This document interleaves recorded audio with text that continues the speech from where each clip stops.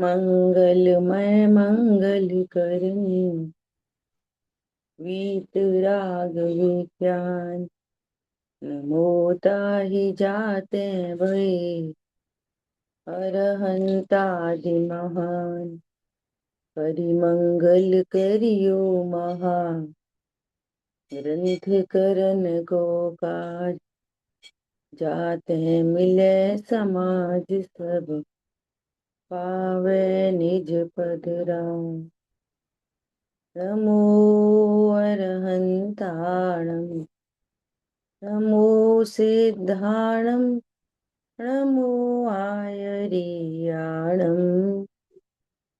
नमो उवज्रायाणं नमो लोये सवसाहुरम्। मोक्ष मार्ग प्रकाशक जी ग्रंथ नौवां अधिकार शिव उपाय करते प्रथम कारण मंगल रूप विघ्न विनाशक सुख करन नमो शुद्ध शिव भू।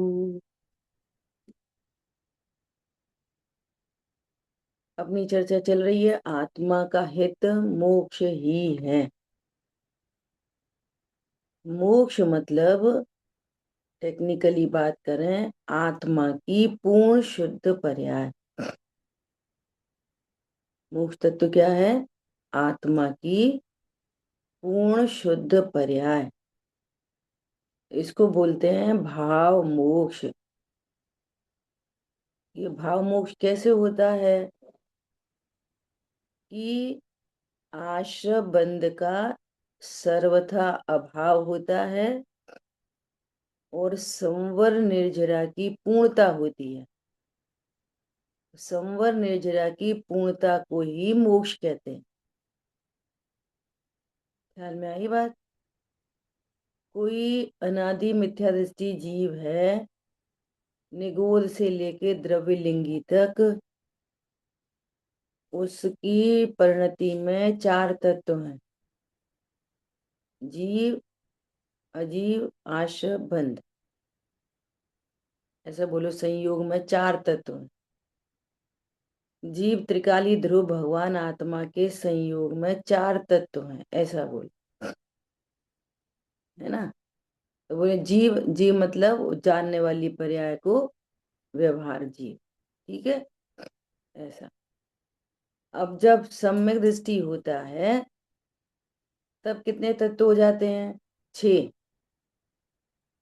जीव, अजीव, शेष जितनी कषाय है उतना आश्रम बंध, और जितनी कषाय मिटी है उतना संवर निर्जरा, ठीक है? आश्रम बंध घटते चले जाते हैं और संवर निर्जरा में वृद्धि होती चली जाती। क्या बोला? आश्रम बंध घटते जाते हैं, अनंतानुबंधी गई, अप्रत्याख्यान गई, प्रत्याख्यान गई, संजुलन गई, तो ये आश्रम बंध क्या हुआ? घटते चले जा रहे हैं। ये भाव आश्रम बंध की बात है। पैरेलली द्रव्य भी समझना है ना। तो ये घटते चले जाते हैं और वीतरागता में वृद्धि होती चली जाती है। तो संवर निर्जरा में वृद्धि होती है। जितना आश्रम मिटा उतना संवर निर्जरा, वो मिटते जा रहे हैं, इनकी वृद्धि होती जा रही है। फाइनली संपूर्ण आश्रम का अभाव होता है तो परिणति से आश्रम बंध मिट जाते हैं और संवर निर्जरा की पूर्णता हो जाती है, तो वे भी मिट जाते हैं और मोक्ष प्रकट हो जाता। समझ आई बात? 12वें गुण स्थान तक कहो, 12वें गुण स्थान तक कहो या 10वें तक कहो, है ना? 10वें तक 6 तत्व हैं: जीव, अजीव, आश्रम बंध, संवर, निर्जरा, मोक्ष, ठीक है? और अरंध भगवान को क्या हुआ? आश्रम बंध मिट गया, संवर निर्जरा की पूर्णता होने से वे भी समाप्त हो गए और मोक्ष तत्व प्रकट हो गए, ठीक है? अनंत भगवान के पास कितने तत्व?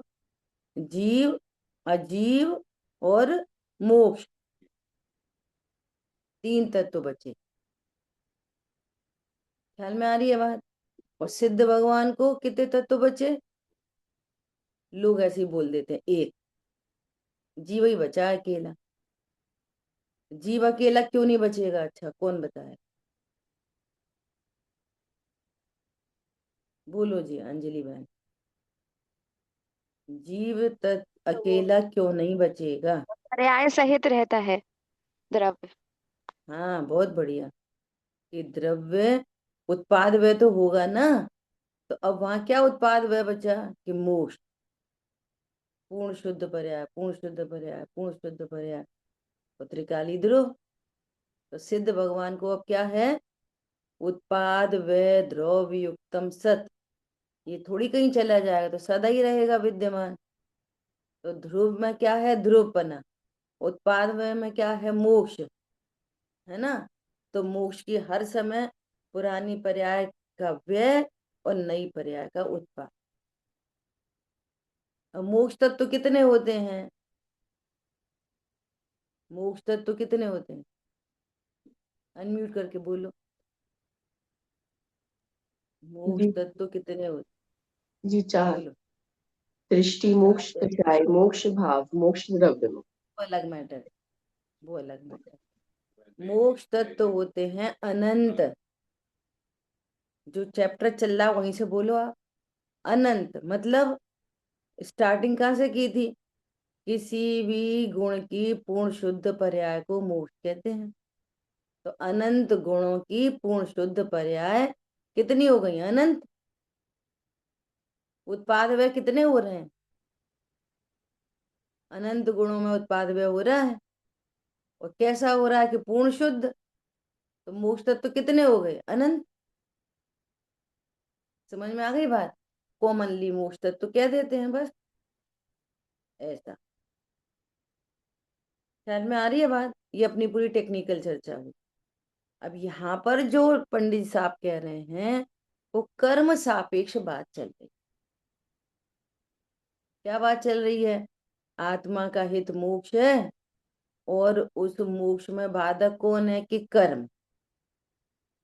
तो कर्म क्या है? निमित्त की अपेक्षा। और उपादान से बाधक कौन है? कि भाव कर्म। आत्मा के हित में बाधक कौन है?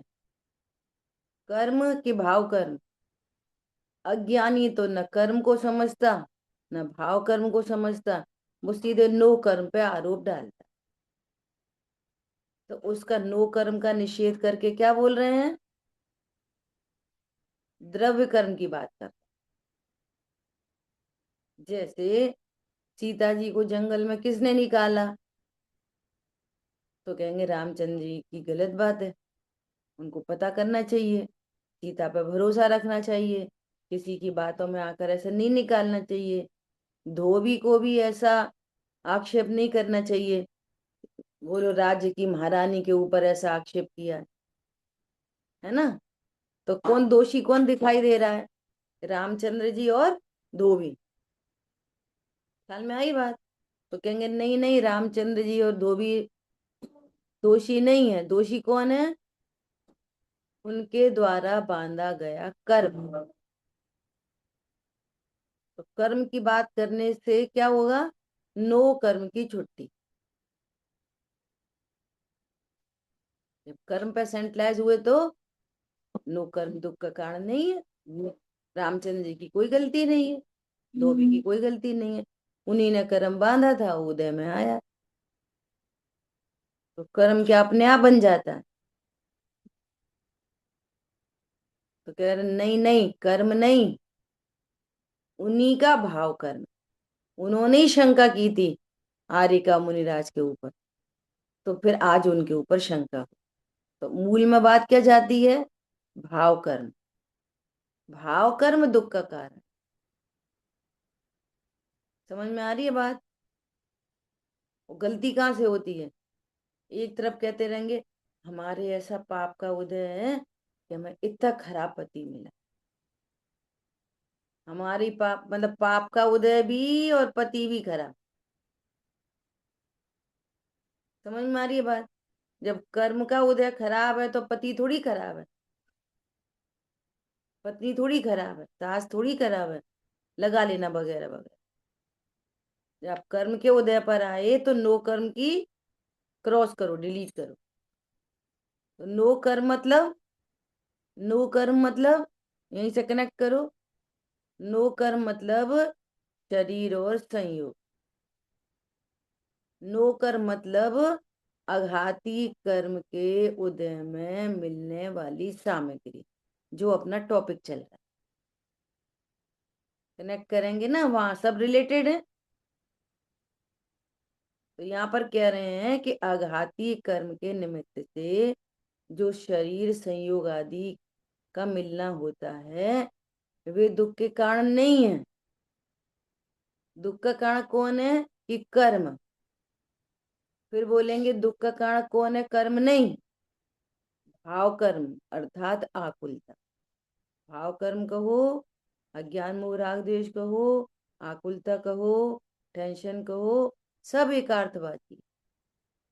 राग द्वेष कहो, हिंसा झूठ चोरी कुशील परिग्रह कहो, पांच पाप कहो, सब एकार्थवाची। शुभ भाव कहो, सब एकार्थवाची। ख्याल में आ गई बात? ऐसा। तो कल जो अपनी बात हुई थी कि सर्व आकुलता का अभाव होने पर ये जीव पूर्ण सुखी हो जाता है, और बाहर में आघाती कर्मों का संयोग बना रहने पर, उनके उदय की सामग्री होने पर दुख नहीं होता। शरीर है और पूर्ण सुखी, संयोग है और पूर्ण सुखी। लोग ऐसे कहते हैं शरीर का चक्कर है, सारी आफत शरीर की है। शरीर की नहीं है, सारी आफत मोह की है, आकुलता की। समझ में आई बात? तो यहाँ पर क्या कह रहे हैं कि और फिर जब सर्व आकुलता का अभाव होने पर कुछ काल बाद आघाती कर्मों का भी अभाव स्वतः अपने आप हो जाता है। तो आघाती कर्मों का अभाव अपने आप होता है, तो घाती कर्मों का अभाव कैसे होता है? पुरुषार्थ पूर्वक। बोलो, घाती कर्मों का अभाव कैसे होता है? अरे बोलो। जी, अकर्ता वस्तु का स्वरूप समझ के। हाँ, नहीं बात ये चल रही है कि यहाँ पर कह रहे हैं आघाती कर्मों का अभाव कुछ काल बाद अपने आप होता है। तो घाती कर्मों का अभाव कैसे होता है? वो भी अपने आप ही होता है। जीव का कर्मों में कोई पुरुषार्थ लगता नहीं, न घाती में और न आघाती में। चरणानियों की शैली में कहा जाता है, भैया कर्म तुमने बांधे और तुम कर्मों का नाश करो, तुम्ही को कर्मों का नाश करना है। ये चरणानियों की शैली, करणानियों की शैली पढ़ पढ़ के ये ज्ञान अलर्ट नहीं हो पा रहा, उठ नहीं पा रहा। सपोर्ट देने पर भी पैर लड़खड़ाते रहते हैं। समझ आ गई बात? तो घाती का टोडरमल जी ने लिखा ही है, कर्मों का उपशम स्वयमेव होता है। जीव का कर्म के उपशम में कोई कर्तव्य नहीं। तुम तो क्या करो? तुम तो निर्णय में उपयोग लगाओ, तुम तो निर्णय का अभ्यास रखो। बस तेरा कर्तव्य तो इतना ही है। निर्णय क्या है? कि मैं अकर्ता ज्ञायक वस्तु हूँ। ठीक है? तो कुछ काल के बाद आघाती कर्मों का भी अभाव स्वयमेव हो जाता है। तो उसकी अपन ने चर्चा की थोड़ी सी, क्या कैसे हो जाता है स्वयमेव?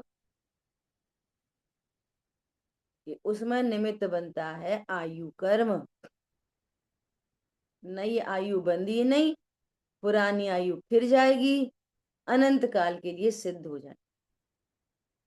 संसारी जीव क्या करता है, क्या करता है मतलब उसकी क्या संयोग में क्या होता है कि पुरानी आयु फिरती है और नई आयु बंध जाती, तो दूसरी गति में पहुंच जाता है। इसलिए सिद्ध नहीं हो पाता। समझ में आई बात? ऐसा देखो, विग्रह गति का भी जो एक चैप्टर है ना, वो बहुत बढ़िया चैप्टर है समझने का।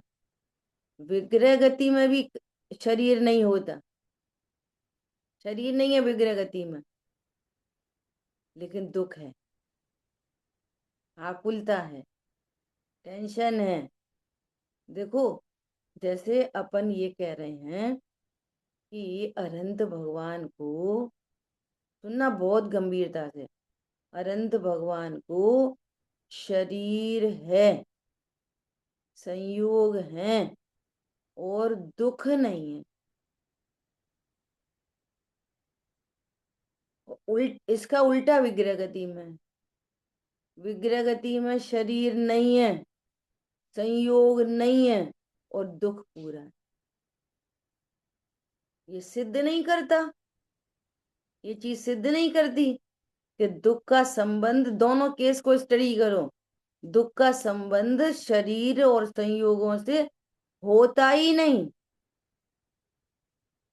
मिथ्या दृष्टि जैसा मानता है ना, दोनों केस में उल्टा बनेगा कि अनंत भगवान को शरीर है, संयोग है, इतना बड़ा समर्पण, विश्व की सबसे बड़ी विभूति, तो उन्हें सबसे ज्यादा दुखी होना चाहिए। और बौद्धमती कहते हैं जानने से दुख होता है, तो वे तो लोकालोक के ज्ञाता हैं, तो उन्हें कितना दुख होना चाहिए। सब जानने में आ रहा, वो मर गया, वो जिंदा हो गया, वो नरक पहुंच गया, तो जानकारी से दुख होता है कि नहीं होता? अभी अपन यहाँ स्वाध्याय कर रहे हो, दुर्घटना घट जाए कोई और अपने को पता नहीं है तो दुख नहीं है, और जैसे ही पता चला तो दुख हुआ, तो पता चलने से दुख होता है ना? बोलो, दुख का संबंध किससे है? आकुलता से, मोह से। विग्रह गति में उल्टा केस हो गया, न वहां शरीर है और न संयोग है और दुख पूरा है। जिस गुण स्थान में पहला गुण स्थान है तो अनंत दुख, और चौथा है तो थोड़ा कम दुख, और उससे ऊपर तो विग्रह गति होती ही नहीं है। समझ में आई बात?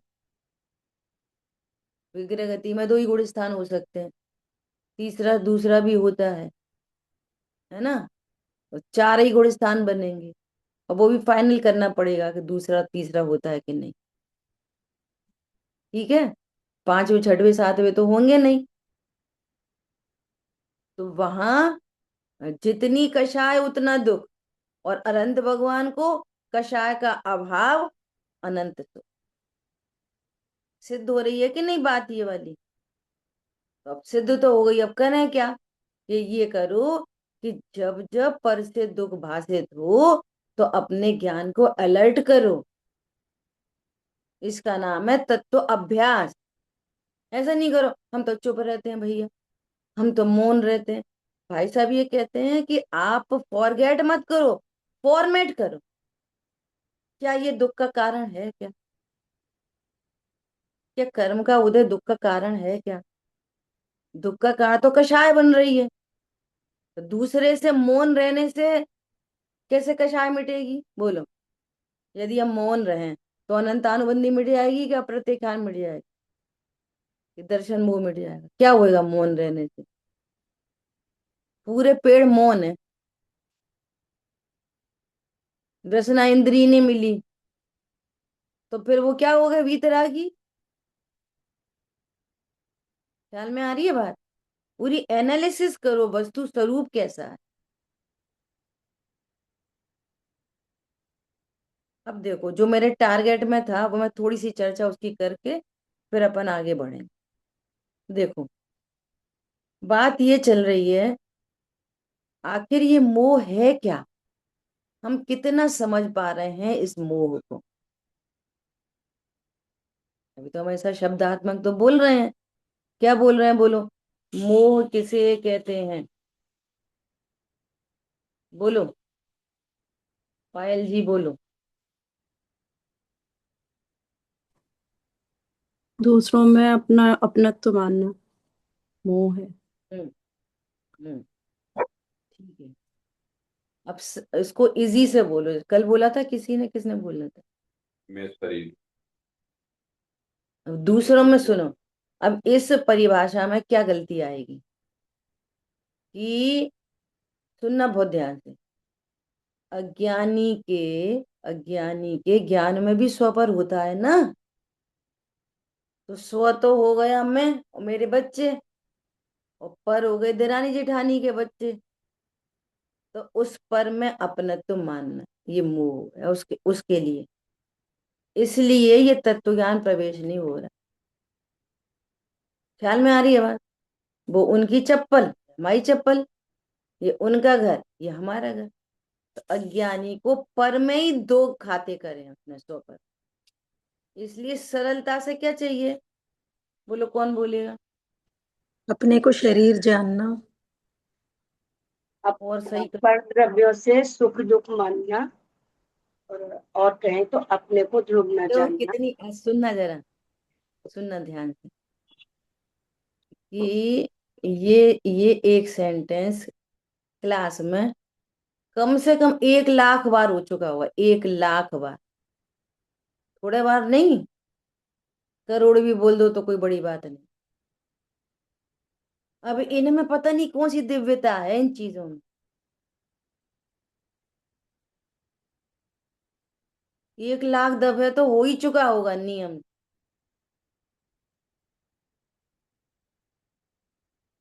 और वही मिस हो जाता है। अब बोले शब्द मिस हो रहे हैं तो भाव कैसे आएगा? अपन को क्या चाहिए? बिल्कुल इजी। बोलो, अब कौन बोलेगा? बोलिए, सपना जी बोलिए। मैं आत्मा हूं ऐसा विश्वास नहीं होना। हम्म। क्या बोला? मैं हूं तो आत्मा। और अब रिम्पी बहन ने क्या गलती बोली? आप बोलो, क्या गलती बोली? गलती पकड़ में आई आपको अपनी? हाँ, जो नहीं हो वो जानना, लेकिन जो हूँ वो नहीं जानना। अभी भी गलती है। क्या गलती है बताओ, कौन बताएगा? सपना ही बताएगी। हाँ बताओ। जी, जो जानना है वो ज्ञान गुण की पर्याय, और जो विश्वास है वो दर्शन होने की पर्याय। भूल गलती है ये, बहुत बढ़िया। समझ में आ रही बात? पूछ रहे हैं क्यों भाई साहब, तुम्हारी आंख ठीक हो गई? नहीं नहीं, हमारे कान खराब है। ये उदाहरण भी कितनी बार हो चुका, बोलो। 100 दफे हो चुका होगा। बात चल रही है विश्वास की, हम आंसर कहाँ से कर रहे हैं? ज्ञान से। श्रद्धा की बात चल रही है ना। अब ये जो परिभाषा हुई किससे? नास्ती से। मैं आत्मा हूं ऐसा विश्वास न होना। नास्ति। अस्थि से क्या है?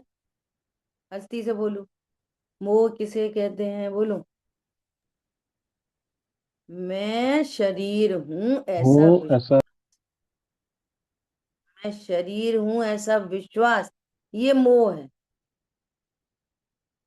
अब भला बताओ, पूजा चल रही, पाठ चल रहा, खाना पीना चल रहा, शुद्ध खाना, सफेद साड़ी, तीर्थ यात्रा, दया दान, अब बोलो विश्वास क्या है आपको? अपने बारे में क्या विश्वास है? शरीर है, हमने पूजा बहुत अच्छी करी थी। ख्याल में आ रही है बात? ये मोह है। अब भाई साहब ने इसको समझाने के लिए दृष्टांत लिए। क्या? हीरे को वो कांच समझना मोह है।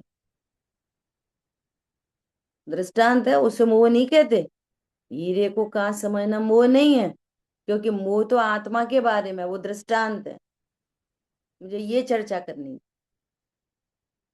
वो दृष्टांत है। रस्सी कोई कोई सांप समझे तो मोह है कि सब में ज्ञान है? तो कह रहे उससे रिलेटेड नहीं है सम्यक दर्शन सम्यक ज्ञान। सम्यक दर्शन सम्यक ज्ञान रिलेटेड टू अपने बारे में, आत्मा हूं मैं। तो हूं तो मैं चैतन्य हीरा। और विश्वास क्या है? मैं कांच हूं। तो हीरे को कांच समझना, हीरे को कांच मानना, ये क्या है?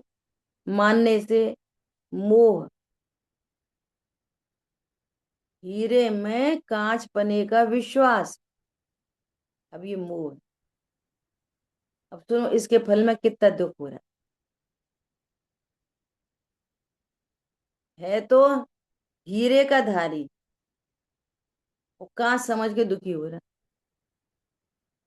दुख इसलिए है कि रोटी नहीं है, दुकान नहीं है, मकान नहीं है, तुझे कीमत नहीं आ रही अपनी खुद की। ये मोह है। यहाँ पूरा परमात्मा विराजमान। हम बहुत अच्छी पूजा करते। हम तो क्या बता, हम तो तीर्थ यात्रा कर पे हैं, तो तीर्थ यात्रा करते। हम तो दया करते, हम तो बहुत दान करते। ख्याल में आ रही है बात? ये पूरा मोह है। अरे समझ में आया? चैतन्य हीरा को क्या समझ रखा है? शरीर। ख्याल में आई बात? बिल्कुल आंख बंद करके विश्वास है, बिल्कुल। कोई जरा सा कुछ बोल तो दे। किसको? शरीर को। तो कितनी चोट लगती है। अब आप विचार करो, एक तरफ तो कोई नाम लेके जरा सी प्रशंसा कर दे कि निंदा कर दे, ये एकदम जिसको पंडित साहब ने कह रहे हैं गुप्त पाप चल रहा है, गुप्त पाप और महापाप। और दूसरी साइड में पूजा पाठ, दया दान व्रत भक्ति आदि सब चल रहा है। बाहर से देखो लग्जरी नाव, पूरी लग्जरी नाव, नाव है, और नाव में छीन। बोलो महापाप। पूजा करने वाले को महापाप हो सकता है? दुनिया कह रही है धर्मात्मा, वो हमारे भगवान कह रहे हैं महापापी। ये है मोह। इसको पकड़ में आना ही मुश्किल है पहले तो। और मोह की परिभाषा याद करनी मुश्किल हो गई। क्या बोला? हम टेक्निकली तो बोलते रहेंगे, कठिन शब्द तो बोलते रहेंगे। जैसे को तैसा नहीं जानना, वैसे को वैसा नहीं जानना, जैसा जानना उल्टा जानना, सीधा जानना, ऐसा तो बोलते रहेंगे। लेकिन उस मोह का भाव भाषण नहीं कर पाएंगे। आ रही है कि बात ख्याल में? मोह क्या चीज है? अब उन्होंने इस दृष्टांत को आगे बढ़ाया, मुझे तो बहुत अपील किया, ये मेरा भाव हुआ आपके साथ चर्चा करने कि किसी को ये, किसी के पास हीरा है, उसको वो कांच समझ रहा है, वो कांच समझ के उसको बेचने चला वो।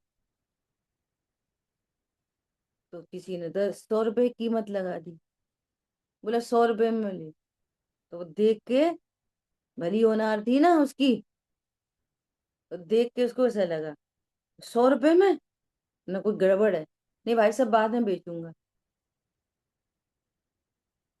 ले आया वापस, दूसरे के पास गया, उसने 1000 रुपए कीमत लगा दी, 1000 रुपए में लेने तैयार। दूसरा 1 लाख में लेने तैयार। है कितने का?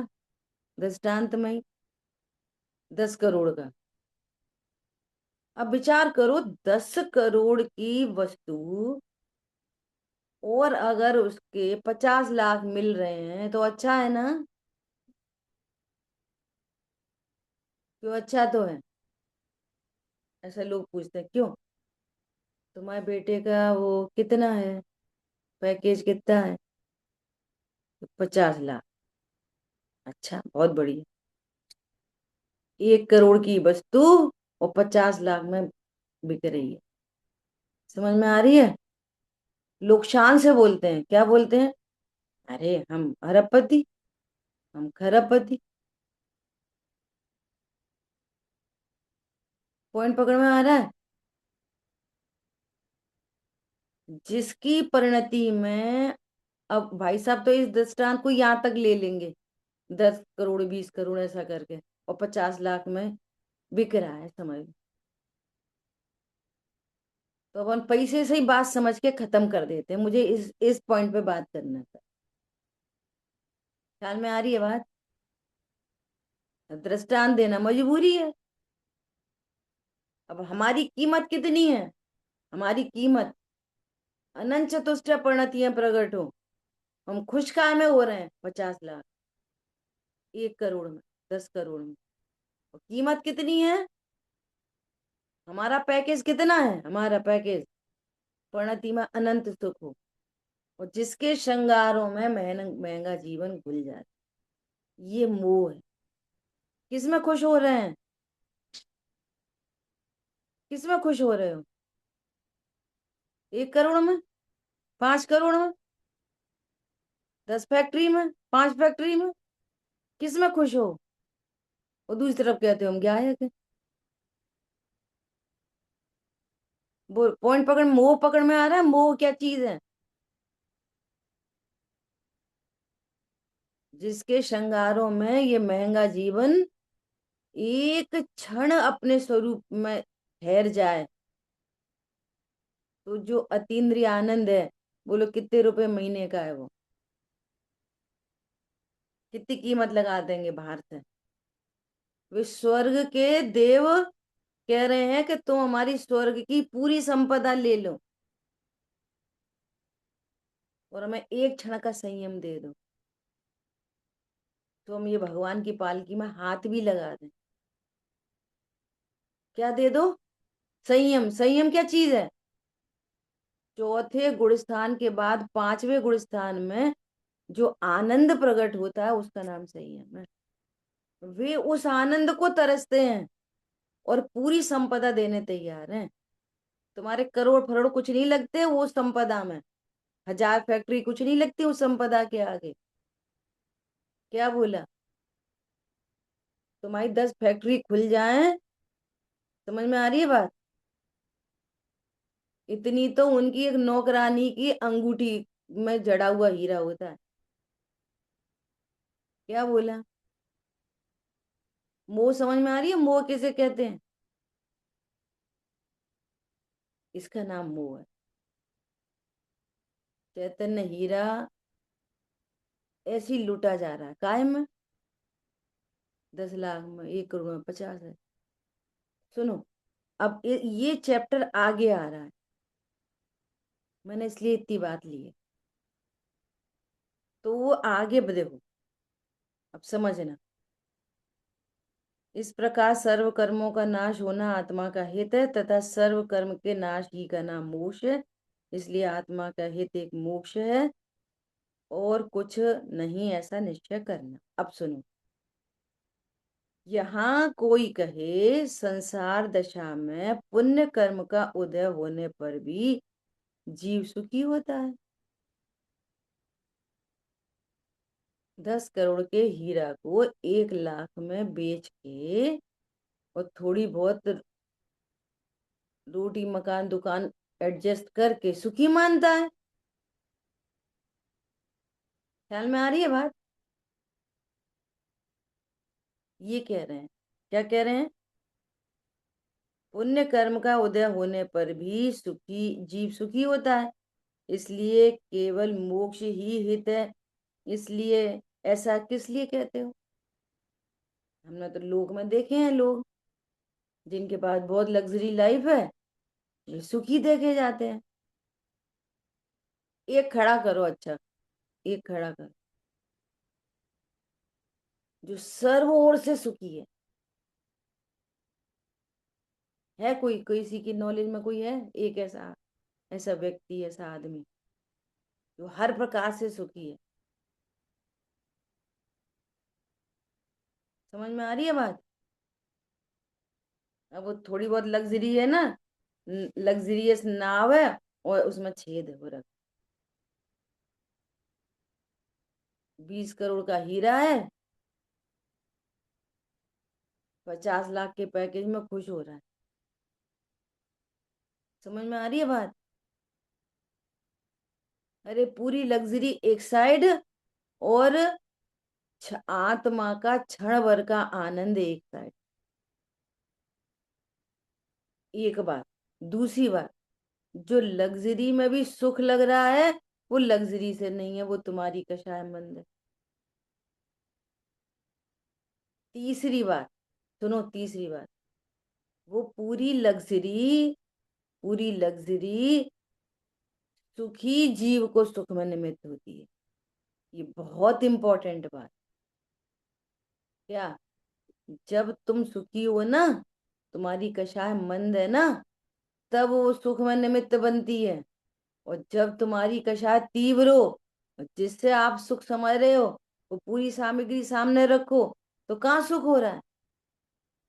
एनालिसिस करो अच्छे से। जब सुखी है ऑलरेडी, तब टीवी देख के सुख लगता है। और जब कषाय की बहुत तीव्रता हो जाए या कोई दुख उत्पन्न हो जाए, अब उसको बोले टीवी देखो, टीवी बेटा टीवी देखो, टीवी देखो, तो सिद्ध नहीं करता कि टीवी से सुख नहीं हो रहा। कोई बुरा बोल दे और तुम्हारी कषाय तीव्र हो जाए और दुख चल रहा है, और आपको बोले चल चल रसगुल्ला खा ले, रसगुल्ला, अरे वो रखा तुम्हारा रसगुल्ला। तो वे सभी निमित्त कब बनते हैं? जब सुखी होते हैं स्वयं, अपनी परिणति में कषाय मंद होती है, सुख होता है, तब वे निमित्त बनते हैं। दुखी जीव को कौन निमित्त बनता है? पूरे विश्व की सामग्री ला के रखो, वो एक छोटे बच्चे को सुखी नहीं कर सकते। ख्याल में आ रही है बात? दोनों बातें। सो देखो क्या करें। ये सब है ना, सिर्फ सुनने की चीजें नहीं है, ये पंडित जी ने एनालिसिस करके बताई है। आप अपने ज्ञान में एनालिसिस करो। ये कोई वो नहीं चल रही है राम कथा, ये कोई वर्तमान युग नहीं चल रहा है। कैसे? सुन लो। हाँ, एक था राजा, एक थी रानी, दोनों मर गए, खत्म कहानी। वो नहीं चल रही है। आप ऐसा एनालिसिस करो अपने आप में। जब जब सुख भाषित हो तो विचार करो, ये सुख क्या चीज है, किधर से आया, और अपनी परिणति में क्या चल रहा है। लोभ चल रहा है, मायाचारी चल रही है, क्रोध चल रहा है, क्या चल रहा है? परिग्रह का भाव चल रहा है, झूठ का भाव चल रहा है, क्या चल रहा है? आपको एनालिसिस करनी पड़ेगी। समझ में आ रही है बात? ये पूरा एनालिसिस करके दी है उन्होंने। संसार दशा में सुख तो सर्वथा है ही नहीं। जहां आश्रव है वहां संवर है ही नहीं। आशव दुखकार घनेरे, आश संवर सुखकार घनेरे। जहां संवर है वहां दुख है, सुख है, सॉरी। और जहां आश्रव है वहां दुख है, सुख है ही नहीं। जहां मिथ्या तो है, अनंतानुबंधी है, वहां दुख ही है, सुख है ही नहीं। इस पूरे विश्व में सुख मतलब संवर निर्जरा तत्व। अब वो एग्जाम्पल कोट करते हैं, बेटी की शादी करनी है, किससे करनी है? अजीब तत्व से, इस संवर निर्जरा के धारी से। बोलो, ढूंढो तो क्या ढूंढो? सुख स्वरूपी अपने आप में वस्तु ढूंढो, और पर का लक्ष्य करके भी कोई सुखी होगा तो जो स्वयं सुखी है उसके लक्ष्य से सुखी होएगा, कि जो स्वयं दुखी है तो दो दुखी मिलके सुखी होंगे। बोलो, minus plus minus equal to double minus. ख्याल में आ रही है बात? यह है सात तत्वों का भली प्रकार से निर्णय। अरे जिसकी परिणति में संवर होगा वो ही तुम्हारे संवर में निमित्त बनेगा।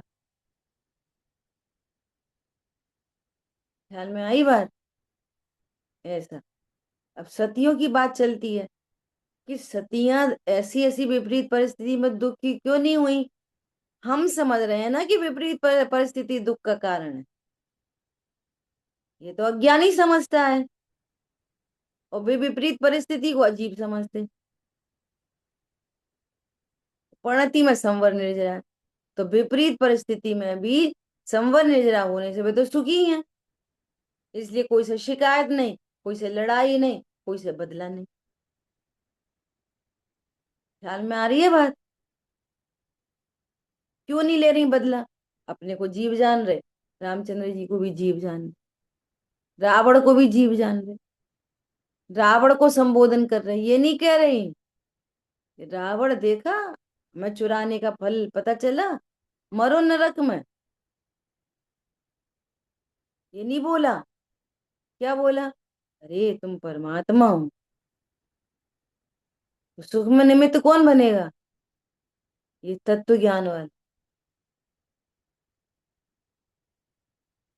अब ऐसा लगता है नहीं लगता?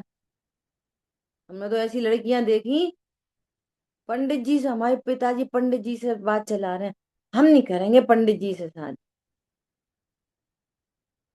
क्यों नहीं करेंगे? वे रात में खाएंगे नहीं, जीविकत खाएंगे नहीं, बाजार घुमाने ले जाएंगे नहीं, हमें नहीं करनी। समझ में आ रही बात? और फिर ऐसे व्यक्ति से शादी हो गई कि मरण के कारण बने। सच्ची घटना है बिल्कुल। और जिस लड़की की पंडित जी के संग हुई ना, वो आज बहुत सुखी है, आनंद में। बिल्कुल दोनों केस सच्चे हैं और हमारे ग्वालियर के ही हैं दोनों। ख्याल में आ रही है बात? और मुमुक्षु है, ये वाली बात। परंतु किसी के कभी बहुत दुख होता है और किसी के कभी थोड़ा दुख होता है। तो पूर्व में बहुत दुख था, वह अन्य जीव के बहुत दुख पाया जाता है, इस अपेक्षा से थोड़े दुख वाले को सुखी कहा जाता है। समझ में आ रही है बात? जिसके पास थोड़ा दुख है ना, उसको सुखी कह देते हैं, है दुखी। और वो लग्जरी के कारण कम दुखी नहीं है, उसकी कषाय में ही कम दुख। ऐसा नहीं है लग्जरी है इसलिए कम दुखी है। या ऐसा समझ लो, ऐसा समझ लो लग्जरी को भी निमित्त बनाना है तो उधर इच्छा होती है, उधर पूर्ति हो जाती है, तो सुख सा लगता है।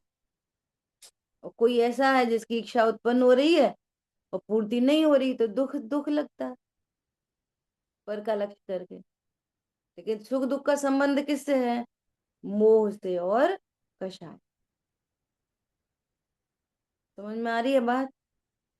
ऐसा।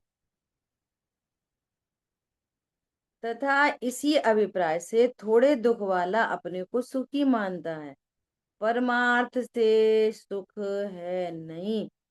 तथा यदि थोड़ा भी दुख सदा काल रहता हो तो उसे भी हित रूप ठहराएं तो वह भी नहीं है। थोड़े काल ही पुण्य का उदय रहता है और वहां थोड़ा दुख होता है, पश्चात बहुत दुख हो जाता है। इसलिए संसार अवस्था हित रूप नहीं है। क्यों? अभी अभी थोड़ा सुख लग रहा है, फिर कम कर्म रेखा बदलती है, फिर कोई तीव्र उदय आ जाता है, तो फिर तीव्र दुख हो जाता है। तो ये मंद तीव्र चलता रहता है। अब गजब की बात ये है कि अब उसकी आदत बन जाती। 99.99999% जीवों को ऐसी हैबिट हो जाती है, वे समझते हैं यही जिंदगी है। क्या जिंदगी है?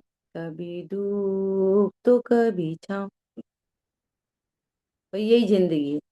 इस धूप छांव से भिन्न कोई निराली जिंदगी है है ना, अनंत सुख की जिंदगी है, वो हम बिता सकते हैं, ऐसा उसे पता ही नहीं है, पता ही नहीं है।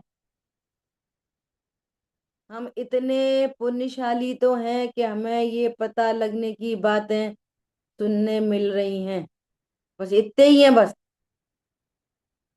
और यदि हम पता नहीं चला है तो हम महा अभाग्यशाली हैं। क्या बोला? पता दिया जा रहा है और हम पता नहीं चलाएं। ख्याल में आ रही है बात? और उस रूप परिणमन नहीं करें तो क्या है ये? वे महा अभाग्यशाली। और जो महा अभाग्यशाली है वो ही पापी जीव है। मिथ्या दृष्टि पाप जीव। गुरुदेव श्री कहते हैं कि ये वाली बातें कान में पड़ना दुर्लभ है, दुर्लभतम, और वो हमें सुलभ हुई है, और फिर भी हम ढीठ के ढीठे बने रहे। तो कौन करे तुम्हारा कल्याण?